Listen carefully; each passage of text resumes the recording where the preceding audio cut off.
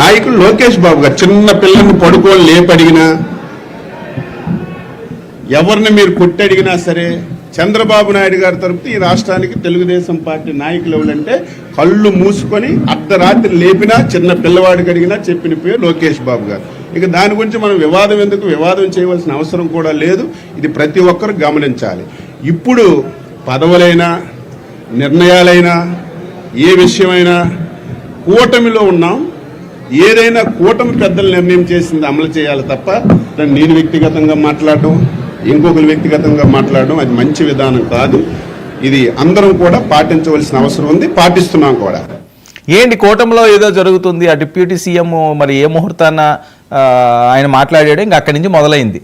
ఇది ఎక్కడ ఆడట్లేదు. అది మంత్రి స్థాయి వ్యక్తులు, ఎంపీ స్థాయి వ్యక్తులు, దావోస్లో కూడా ఈ టాపిక్ వచ్చిన నేపథ్యం. ఏమన్నా డిస్టర్బెన్స్ అవుతుందా కూటమి మధ్య? ఎక్కడన్నా ఏ డిస్టర్బెన్స్ లేదని చాలా స్మూత్ సైలింగ్ లో పోతుంది మా ఓడ, మా షిప్. బ్రహ్మాండంగా మంచి అవగాహన, ఒక అనురాగంతో కట్టుకున్నటువంటి కాపురం, అది ఒక గోపురం, అది ఒక బంగారంతో నిర్మించుకున్నటువంటి ప్రేమ అనురాగాలతో నిర్మించుకున్నటువంటి కూటమి. అది అక్కడ లోపలకులు లేవు, విభేదాలు లేవు. ఎవరో ఊహించుకుంటున్నారు పాపం పిచ్చోళ్ళు, వాళ్ళకి బతుకుదేరు లేదు కదా పాపం. దానికి సందు దొరకట్లేదు సార్. సూది మొనమోపడానికి కూడా పాపం వాళ్ళకి ఏం దొరకట్లేదు. మాట్లాడడానికి అవే రిపీటెడ్ పిచ్చి పిచ్చి మాటలు, పనికిమాల మాటలు, బోర్డు మాటలు, వెకిల్ చేష్టలు, వెకిల్ నవ్వులు, అదే బతుకు, ఎదవ బతుకు. ఒక్కడ కూడా సరైనటువంటి మాట్లాడేవాడు లేడు. అందులో ఒక స్పోక్స్ పర్సన్ లేడు, సబ్జెక్ట్ లేదు. అడ్డదిడ్డంగా మాట్లాడడం, బూతులు మాట్లాడడం, రెచ్చగొట్టడం, ఇదే పని తప్ప టాపిక్ డైవర్ట్ చేయడం తప్ప ఏం లేదు. ఇవాళ ఇప్పుడు లోకేష్ గారు, అచ్చెన్నాయుడు గారు ఇప్పుడు చెప్పాడు, చంద్రబాబు నాయుడు గారి తర్వాత లోకేష్ గారు నాయకుడు. ఎస్, ఓపెన్ కవర్ కాదు. మా తెలుగుదేశం పార్టీకి నాయకుడు, కూటమికి కాదు కదా, తెలుగుదేశం పార్టీకి. ఇవాళ మీకు ఇంకో విషయం తెలియదు, వర్మ గారు మండపేట ఎమ్మెల్యే గారు, తూర్పుగోదావరి జిల్లా మండపేట ఎమ్మెల్యే గారు, లోకేష్ భవిష్యత్తులో ప్రధానమంత్రి కూడా అవుతాడని చెప్పారు. తప్ప? నేను కూడా చెప్తున్నా తప్ప? మా నాయకుడు పెద్దవాడు అవుతాడని మేము కోరుకుంటామండి. తప్పవుతుంది. అలాగే జనసేన వాళ్ళు పవన్ కళ్యాణ్ ముఖ్యమంత్రి అవ్వాలి, ప్రధానమంత్రి అవ్వాలని వాళ్ళు కోరుకుంటారు. మోడీ గారు ఇంకా ప్రధానమంత్రిగా ఇంకా ఉండాలి ఇంకొక 50 ఏళ్ళు అని చెప్పి బీజేపీ వాళ్ళు కోరుకుంటారు. చంద్రబాబు నాయుడు ఇంకా ముఖ్యమంత్రి ఉండాలని ఇంకొక 20-30 ఏళ్ళు ఉండాలని మేము కోరుకుంటాం.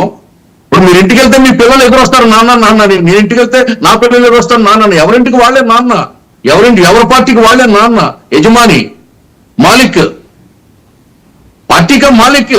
అవును. ఇందులో వివాదం, దీన్ని కూడా వివాదం అంటారా?